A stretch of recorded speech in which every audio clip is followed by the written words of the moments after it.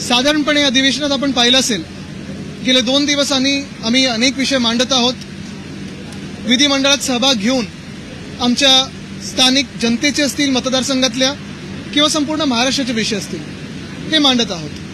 विरोधी पक्ष म्हटलं तर जे काही घडामोडी होतात त्याच्यावर भाष्य करणं गरजेचं असतं आणि हे करत असताना सरकारला सत्य परिस्थिती काय आहे ती आम्ही दाखवण्याचा प्रयत्न करतो.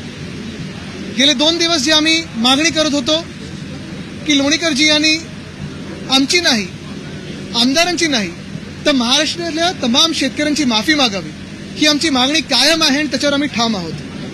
आत्ता आपण अधिवेशनात हाऊसमध्ये पाहिलं असेल काहीतरी स्पष्टीकरण द्यायचं, काहीतरी सांगायचं की नाही हे तोडून मोडून माझं वाक्य जोडलेलं आहे, मी असं बोलतच नव्हतो, हेतू माझा हा नव्हता, अमुक नाही तमुक नाही.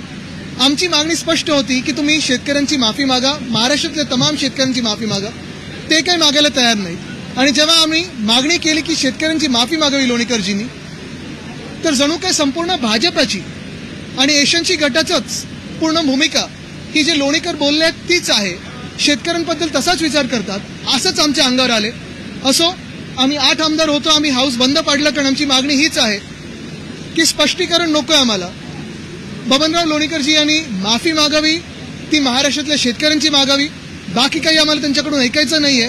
आणि तर जर त्यांना सहभाग पुढे घ्यायचा असेल तर त्यांनी महाराष्ट्रातल्या शेतकऱ्यांची माफी मागावी. आणि दुसरं मत आमचं हे आहे की भाजपने असेल किंवा एशियनची गटाने असेल त्यांना संरक्षण देऊ नये. जर संरक्षण दिलं याचा अर्थ हाच होईल की ते त्या दिवशी जे बोलले तीच भूमिका आणि तेच मन हे भाजपचं आणि एशियनची गटाचं आहे.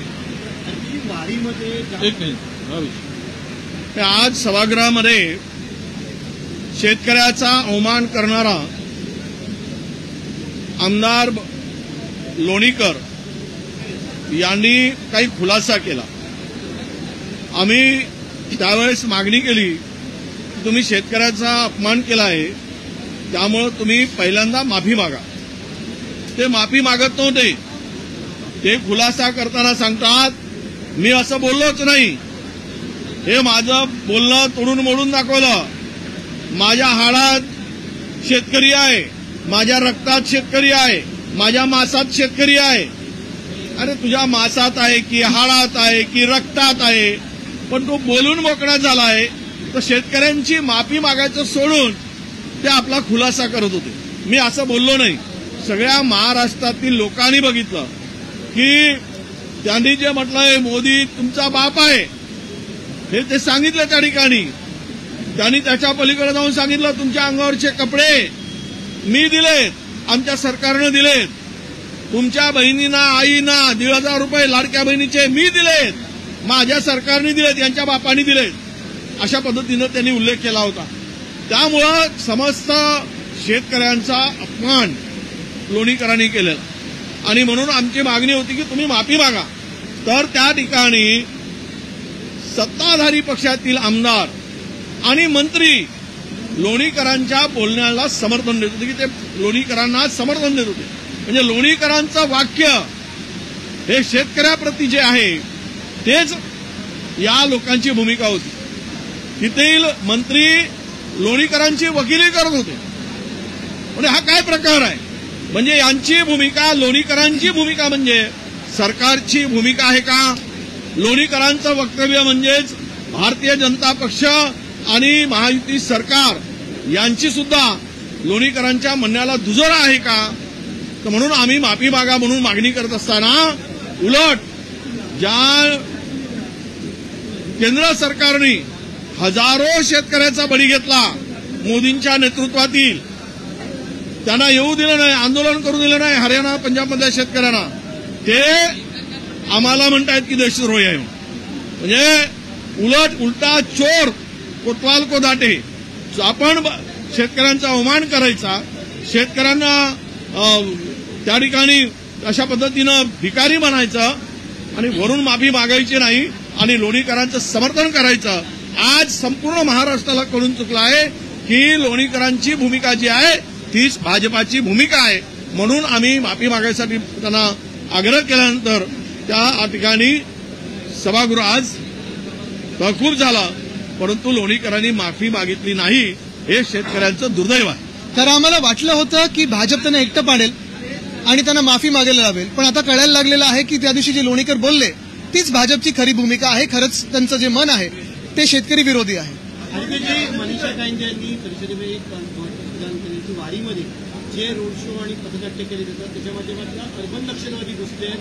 ते वारीमध्ये तुळशीच्या रोपाच्या ऐवजी संविधानाचे प्रती देत आहेत आणि ब्रेन वॉश करण्याचा प्रयत्न. मला वाटतं अशा लोकांकडे लक्ष जास्त देऊ नका. ते पक्ष इथून तिथे जाणाऱ्या लोकांकडे आम्ही लक्ष देत नाही. आणि संविधान याबद्दल बोलणं जर अर्बन नक्सल असेल तर तुम्ही काय पूर्ण महाराष्ट्राला किंवा देशाला तुम्ही जेलमध्ये टाकणार आहात का? संविधान हत्या दिन कोणी साजरा केला? जरा आरशात बघावं आणि बोलावं. जाऊ दे, त्यांच्याकडे लक्ष नका देऊ.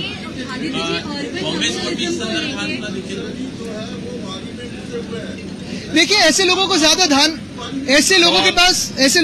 ध्यान न दे. अभी इस महाराष्ट्र में 700 से ज्यादा किसानों ने आत्महत्या की है पिछले 3 महीनों में और उसी विषय पे हम लड़ रहे हैं. कहीं ना कहीं लक्ष्य विचलित करने के लिए ये जो लोग हैं जो संविधान को नहीं मानते हैं, संविधान बदलना चाहते हैं, संविधान खारिज करना चाहते हैं, यही असल में अर्बन नक्सल है और यही लोग अपने देश को धोखा है.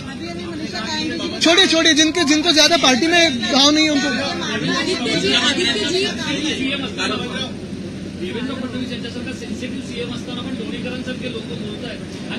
नक्कीच मला थोडं आता धक्का बसला. कारण जेव्हा लोणीकर उभे राहिले बोलायला आम्हाला वाटलं होतं की भाजप त्यांना माफी मागायला हवी.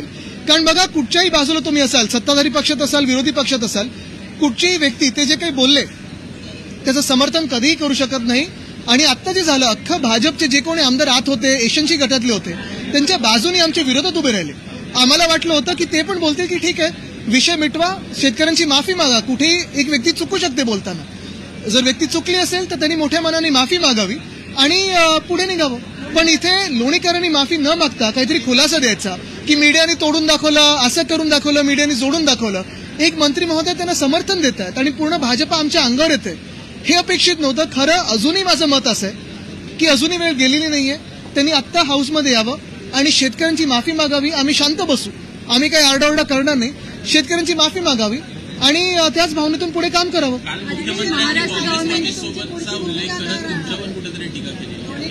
नाही मी पाहिलं नाहीये ते सगळं जे काही बोलतात ते मी पाहत नाही. आम्ही तर रोज आंदोलन करतच आहोत. पण आमची भूमिकापेक्षा महाराष्ट्रातल्या शेतकऱ्यांची भूमिका काय राहील? त्यांना महाराष्ट्राच्या शेतात शेतकरी येऊ देईल का? महाराष्ट्राच्या कुठच्याही कानाकोपऱ्यात शेतकरी जाऊ देणार का? हा त्यांनी विचार करावा. कारण जे ते बोलले ते भयानक वक्तव्य, हे खरं अर्बन नक्सल वक्तव्य.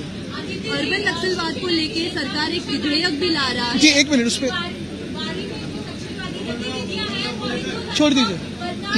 तो ये हिंदू धर्म क्या है हमें बताएंगे जो खुद पार्टी बदलते हैं? छोड़ दीजिए उनको, हम ज्यादा ध्यान नहीं देते. अर्बन नक्सलवाद को लेके सरकार एक विधेयक भी ला रही थी. पिछले बार भी ये विधेयक प्रेजेंट हुआ था. क्या इसको लेके हमने हमारी भूमिका स्पष्ट कर दी है. जो ये विधेयक लाना चाहती है, ये विधेयक सिर्फ विरोधी पक्ष के खिलाफ नहीं है तो मीडिया के भी खिलाफ है. जो भी एक आवाज बनना चाहता है जनता की नाइंसाफ के खिलाफ, उसके खिलाफ है ये. तो हम तो विरोध करेंगे ही क्योंकि ये अर्बन नक्सल के खिलाफ नहीं है. ये सरकार विरोधी जो भी लोग हैं उनके खिलाफ है. भाजपा विरोधी जो लोग हैं उनके खिलाफ है. सरकार के लोग ये भी फोटोज दिखा.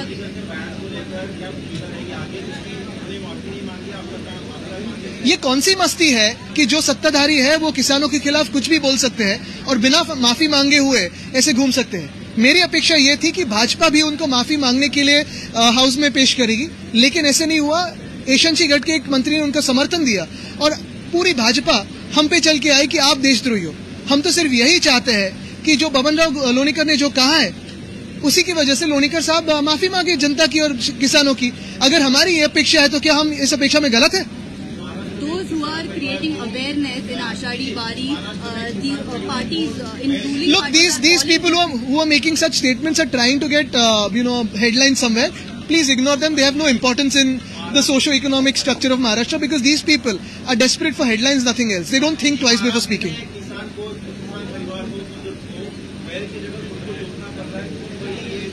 यही तो समस्या है. और ऐसे जब होता है तब सत्ताधारी पक्ष के जो विधायक है उनके खिलाफ बयान देते हैं और चल जाता है. सत्ताधारी पक्ष और भाजपा उनके साथ खड़ा रहता है. इसी महाराष्ट्र में, इसी सरजमीन पर अगर आप देखिए तो पिछले 3 महीनों में 750 से ज्यादा किसानों ने आत्महत्या की है. ये हमारे ही नागरिक थे, ये हमारे राज्य के लोग थे. यही सरकार उसके लिए जवाबदार है, जिम्मेदार है. तो फिर क्यों ना कोई बयान देते उस पर? कोई दर्द नहीं होता इनको? संवेदनशीलता नहीं है इनमें। कब करेंगे ये अच्छे दिन आएंगे, ऐसी बात हुई। देखिए मैं बोल रहा हूँ सत्य है। सत्य ठीक आहे.